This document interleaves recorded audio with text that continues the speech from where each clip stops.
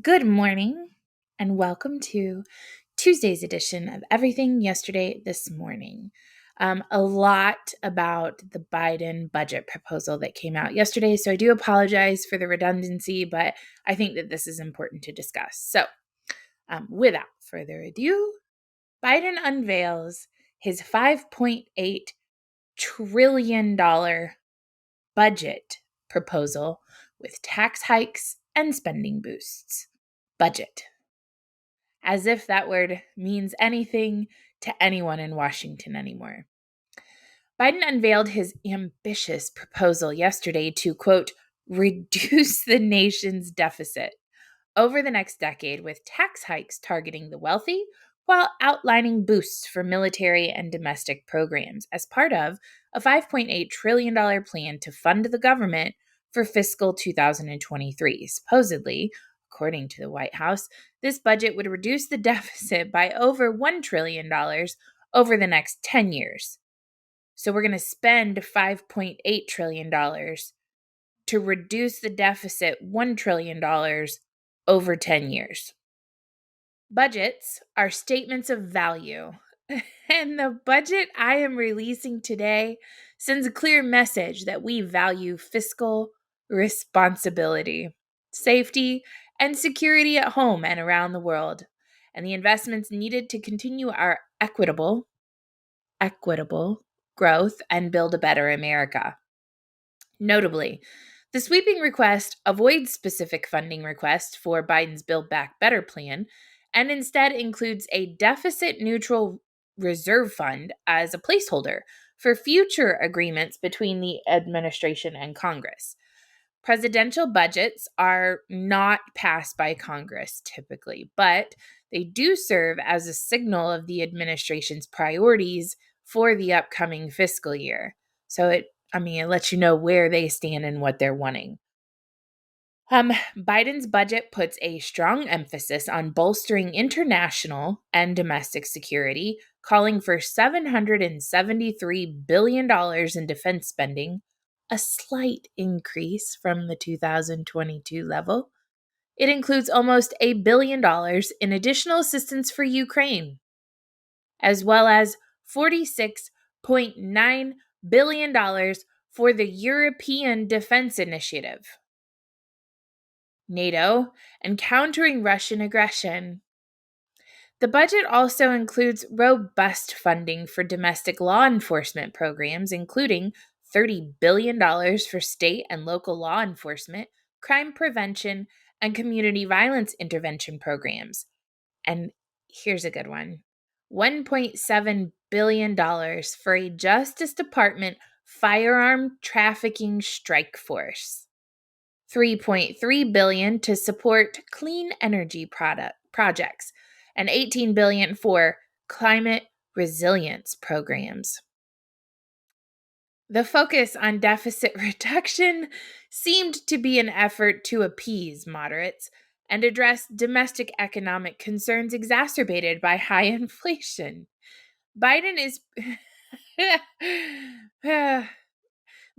proposing a minimum 20% tax on American households worth more than $100 million that would target their full income, including standard taxable income as well as unrealized income like gains from stocks as part of the plan to reduce the deficit over time. Let's talk about what unrealized gains are, right? So let's say, and I'm not trying to treat you like you're stupid. You can skip ahead if you already know what this means. But let's say that I decide, hey, you know what?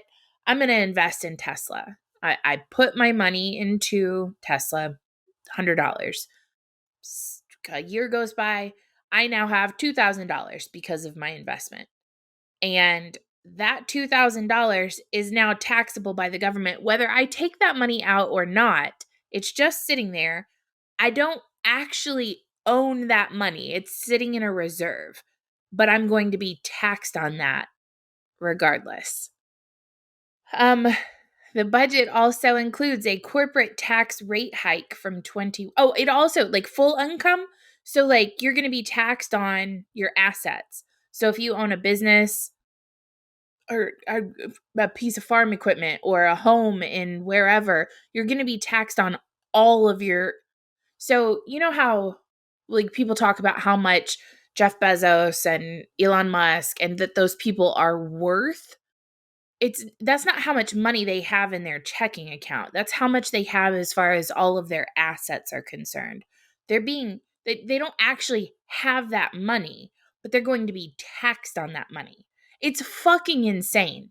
Like, don't even get me started. Like, I could go on a whole tangent right now with regards to the fact that the government gets to dictate on your 401k. The money, that's another thing. That's another unrealized gain. You put money into your 401k and you've accrued X number of dollars. Those are unrealized gains that you have.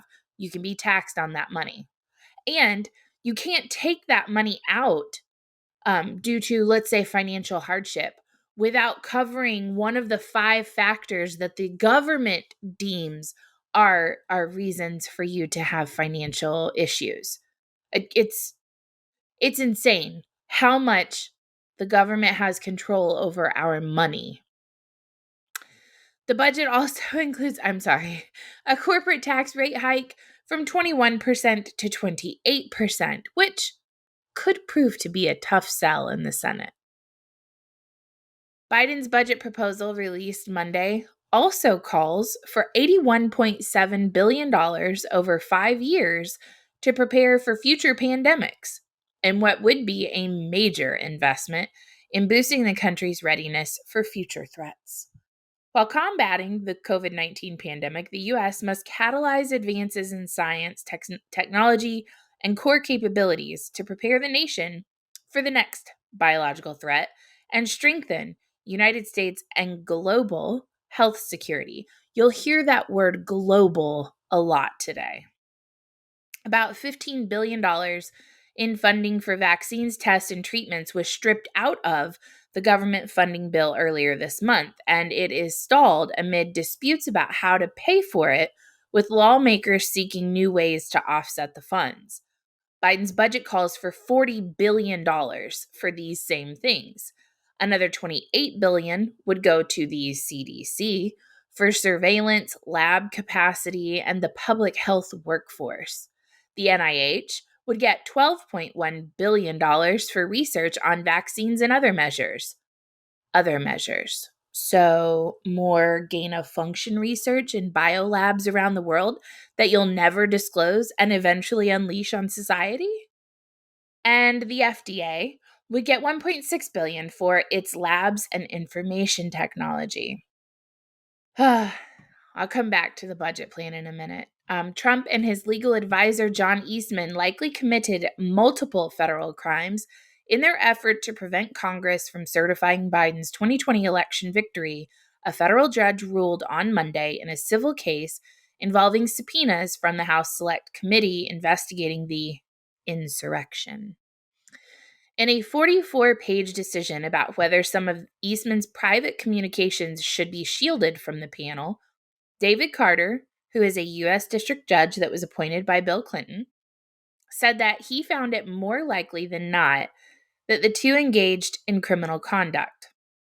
The illegality of the plan was obvious. Our nation was founded on the peaceful transition of power epitomized by George Washington laying down his sword to make way for democratic elections. Ignoring this history, Trump campaigned vigorously for the vice president to single-handedly determine the results of the 2020 election. Carter said that there was enough evidence to find a likelihood that Trump committed at least 2 felonies: obstruction of an official proceeding, a serious charge that has been brought against hundreds of January 6 defendants, and conspiracy to defraud the United States. The ruling has no direct bearing on whether Trump will face criminal charges over his efforts to undermine the 2020 results. Carter's decision came in a dispute over a subset of documents that the Select Committee had demanded in its subpoena. The dispute centers on whether the documents are protected under attorney-client privilege.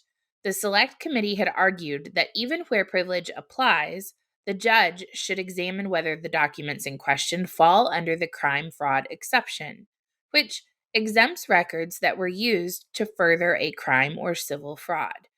Carter found that only one document in the trove of documents could be considered privileged, if not for the crime fraud exception. The judge characterized that document as a draft memo that was prepared for Trump's attorney and advisor Rudy Giuliani and forwarded to Eastman. Carter said the memo called for then Vice President Pence to intervene during Congress's January 6th to reject electors from states where the results had been contested by Trump and his allies. This may have been the first time members of Trump's team transformed a legal interpretation of the Electoral Count Act into a day-by-day plan of action. The draft memo pushed a strategy that knowingly violated the Electoral Count Act, and Dr. Eastman's later memos closely track its analysis and proposal. While the ruling was narrow and came in a civil case, Carter's decision comes as the first time that a judge has found a reasonable likelihood that Trump broke the law in trying to remain in power. More than a year after the attack on the Capitol, the public is still searching for accountability. This case cannot provide it, the judge said. The court is tasked only with deciding a dispute over a handful of emails. This is not a criminal procedure. This is not even a civil liability suit. At most, this case is a warning about the dangers of legal theories gone wrong. The powerful abusing public platforms, and desperation to win at all costs. If the plan had worked, it would have permanently ended the peaceful transfer of power. If the country does not commit to investigating and pursuing accountability for those responsible, the court fears we will have a repeat of January 6th. Ron DeSantis signs the Parental Rights in Education Bill, which is HB 1557 if you would like to go online and read it. I will also link it in the description. The media is calling this bill the Don't Say Gay bill in an effort to paint the legislation as exclusive and discriminatory. The bill bans classroom instruction on sexual orientation and or gender identity in kindergarten through third grade, and states that any instruction on those topics cannot occur, quote, in a manner that is not age appropriate or developmentally appropriate for students in accordance with state standards. The legislation states that the Florida Department of Education would have to update its standards in accordance with the requirements. Under this bill, parents can also decline any mental, emotional, and physical health services available to their children at school, and schools will be required to notify parents of their child's use of school health services unless there is a reason to believe that disclosure would subject the student to abuse, abandonment, or neglect. Parents could sue their school district if they believe there is a violation of any of these requirements or restrictions, and the bill is expected to go into effect July 1st. Critics say that the ban is aimed at ridding classrooms of LGBTQ content and discussion, and that it will harm youth by shunning representation and inclusion in classrooms, putting the mental health and safety of this group of individuals at risk. It is argued that, quote, erasing the presence of the LGBTQ community from lessons implies students should be ashamed or should suppress their gender identity or sexual orientation. Supporters of the bill say that these discussions and decisions should be left to the parents. Florida State Senator Kelly Stargel said, quote, this bill is not intended to out gay children. This bill is intended to strengthen the family. According to a poll cited in the articles 6 and 10, Americans oppose legislation that would prohibit classroom lessons about sexual orientation or gender identity in elementary school.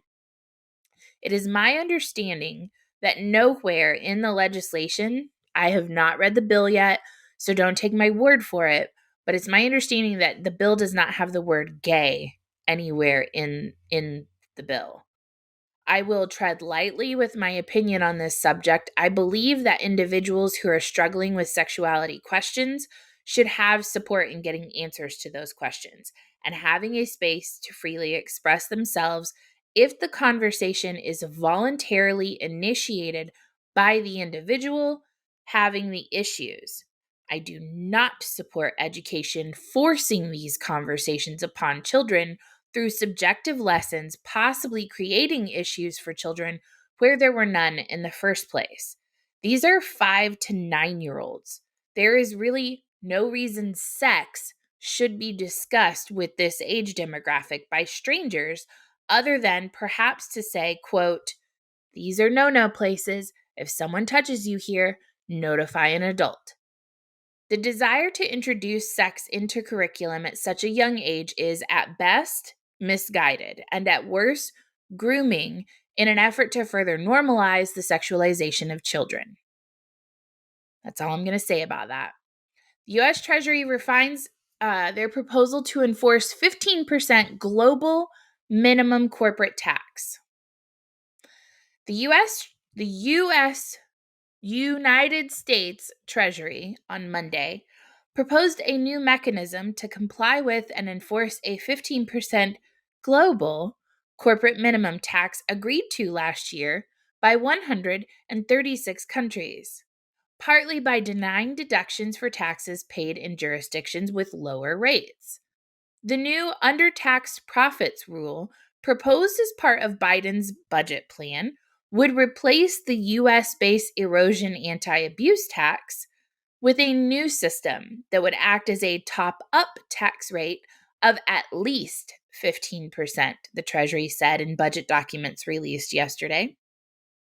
A key feature of the Treasury's proposed rule is that it would generate additional revenue by denying deductions to companies to the extent that they are paying a tax rate below 15%. In the event that U.S. subsidiaries of foreign companies uses U.S. deductions and credits to lower their effective tax rates below 15%.